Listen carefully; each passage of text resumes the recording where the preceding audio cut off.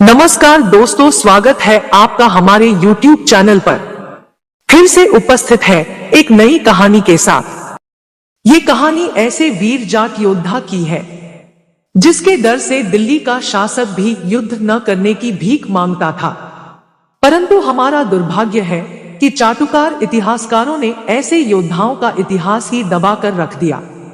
मेरी आपसे विनती है कि जिस वीर को इतिहासकारों ने दबा के रखा, उस वीर योद्धा के इतिहास को उजागर करने के लिए वीडियो को अधिक से अधिक शेयर कीजिए।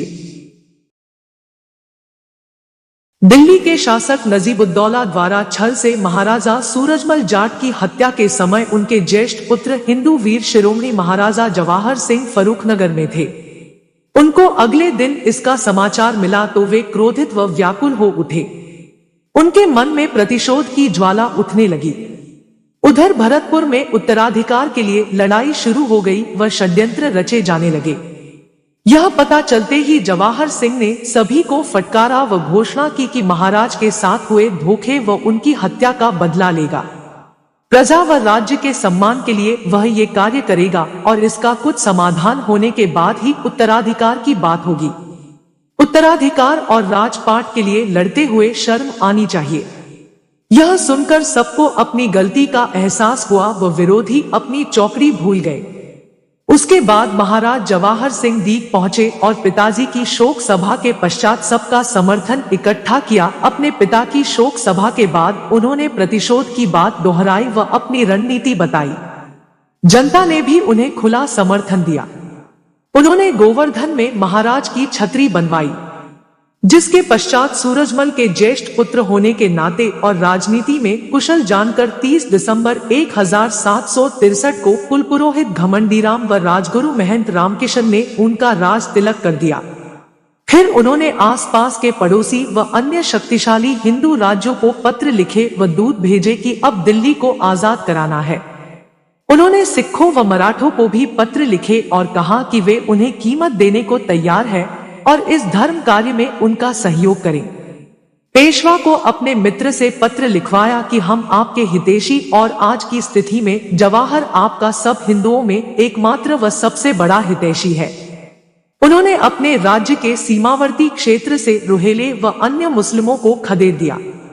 जब कुछ मुस्लिम नवाबों ने जटवाड़े की ओर कदम बढ़ाए तो सिख सरदार जस्सा सिंह अहलुवालिया ने दूसरी तरफ आक्रमण कर दिया, जिस कारण उन नवाबों को अपनी राजधानी बचाने के लिए वापस आना पड़ा। इससे महाराज जवाहर सिंह को समय मिल गया व उन्होंने दरबार के अपने विरोधियों को अपने पाले में कर लिया। इस काम में महारानी किशोरी देवी, रानी हंसिया व महंत रामकिशन ने उनकी बहुत मदद की। उनकी माताओं ने उनकी आर्थिक सहायता की। उन्होंने एक श्री हनुमान गोल सेना का भी निर्माण किया और सेना की संख्या बढ़ाई। यह सब देखकर दिल्ली का बादशाह नजीबुद्दौला डर गया, क्योंकि जवाहर सिंह की तैयारी अकेले प्रतिशोध की ही नहीं, दिल्ली के विनाश व धर्म की लड़ाई बनती जा रही है, जिसके कारण उन्हें खुला समर्थन मिल रहा है।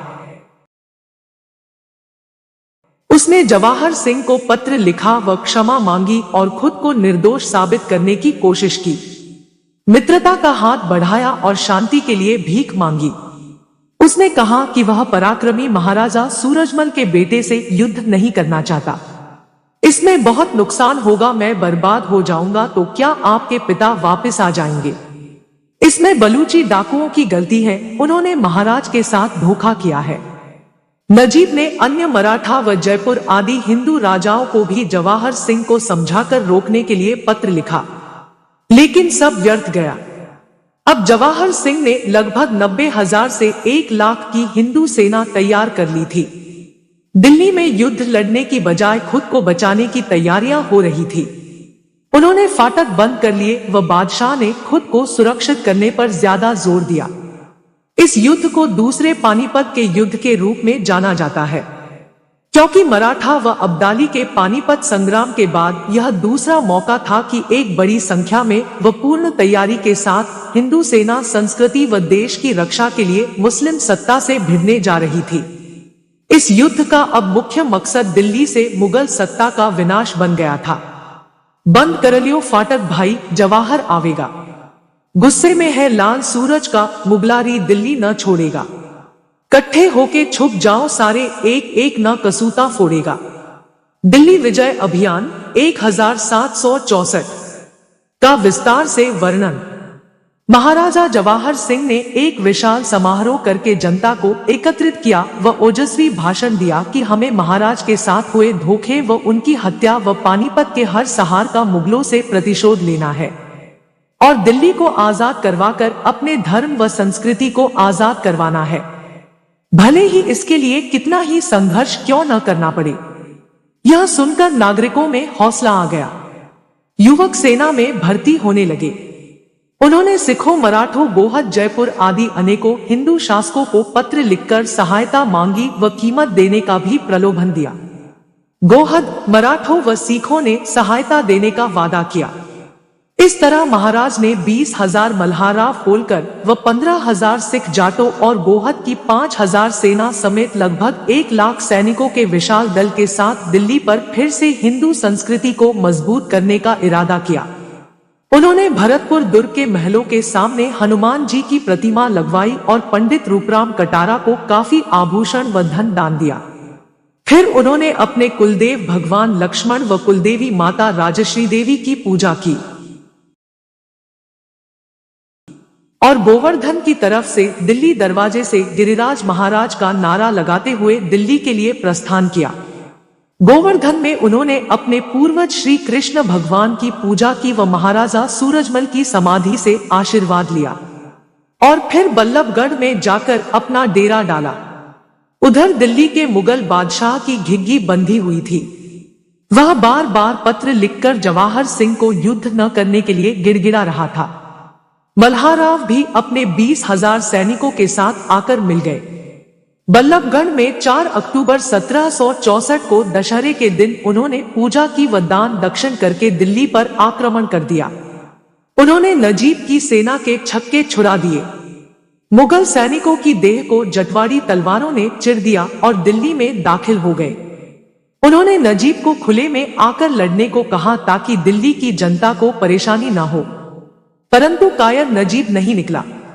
फिर सिख जाट सरदार बाबा बघेल सिंह, जस्सा सिंह व चस्सा सिंह भी अपने 12 से 15,000 सैनिकों के साथ पहुंच गए। उन्हें प्रतिदिन 15,000 रुपए देने का वादा किया गया था। मल्हाराव होलकर को भी बड़ी कीमत पर लाया गया था। फिर महाराजा जवाहर सिंह ने पुराने किले पर आक्रमण किया व बड़ी चतुराई से मुगलों को साफ कर दिया। मल्हाराव इस युद्ध में दिलचस्पी नहीं दिखा रहे थे। महाराजा जवाहर सिंह को तभी उन पर संदेह हो गया था, लेकिन उस समय वे कर भी क्या सकते थे। मल्हाराव उन पर नजीब से बातचीत का दबाव बना रहे थे व अन्य सेनापतियों को भी गुमराह कर रहे थे। महाराज जवाहर सिंह ने वहां लगे अष्टधातु के किवाड़ उतार लिए जो 462 साल पहले अलाउद्दीन खिलजी चित्तौड़ से जीतकर लाया था। इस तरह उन्होंने हिंदुओं के इस कलंक को भी धो दिया। इस युद्ध में वीर योद्धा पाखरिया, पुष्कर सिंह शहीद हो गए। दिल्ली में चारों तरफ गोलाबारी चल रही थी। उमेदगिरी गोसाई, बल्लभगढ़ के तेवतिया राजा और होडल के बलराम सिंह नाहरवार आदि अनेकों वीर मुगलों के रक्त से धरती लाल करते जा रहे थे। सारी दिल्ली में मुगलों में हाहाकार मची हुई थी। मुगलों के महलों में जटवाड़ी सेना ने भूसा भरवा दिया था। दिल्ली की बहुत सी महत्वपूर्ण जगहों पर कब्जा हो चुका था, लेकिन मल्हाराव नजीब से पहले से ही मिलजे हुआ था। उन्होंने सेनापतियों का मनोबल तोड़ना शुरू कर दिया। उधर से अहमद शाह दुर्रानी अपने मजहब का राज खत्म होता देखकर नजीब की सहायता करने के लिए दौड़ पड़ा और हिंदुस्तान की ओर बढ़ने लगा, जिस कारण सारा माहौल ही बदल गया। सिख सरदारों ने उससे अपने किलों की सुरक्षा का हवाला देकर पंजाब की ओर पलायन कर दिया। मल्हाराव नजीब की ओर थे ही और उसकी बात का खुला समर्थन कर दिया व संधि के लिए कहने लगे। इस तरह हिंदुओं की आपसी फूट के कारण जीती हुई स्थिति में भी सब कुछ कमजोर पड़ गया। अब भी जवाहर सिंह नजीब को बर्बाद करने लायक थे, लेकिन इसमें वे भी बर्बाद हो जाते व दिल्ली पर कट्टर इस्लामिक जिहादी दुर्रानी का राज आ जाता। इसलिए उन्होंने नजीब की संधि को स्वीकारने व दुर्रानी से मुकाबला करने के लिए भरतपुर दुर्ग को मजबूत करने में ही भलाई समझी। नजीब की सांस में सांस आ गई। उसने मल्हाराव को काफी खिलौने व उपहार प्रदान किए। अगर आपसी फूट न होती तो एक तो हिंदुस्तान मुगलों से आजाद हो जाता और न ही अंग्रेजों का शासन देश पर आता। एक तो दुर्रानी था जो विदेश से अपने मजहब की रक्षा करने के लिए दौड़ पड़ा, दूसरी तरफ हिंदू थे जो लालच व जलन के कारण एक न हो पाए। यही हमारे देश की 1000 साल की गुलामी का असली कारण रहा है और आज भी हम सीख नहीं ले रहे। दोस्तों, इससे पहले आप जवाहर सिंह जाट की वीरता से परिचित थे? हमें कमेंट करके जरूर बताइए और हमारे चैनल को सब्सक्राइब भी कीजिए।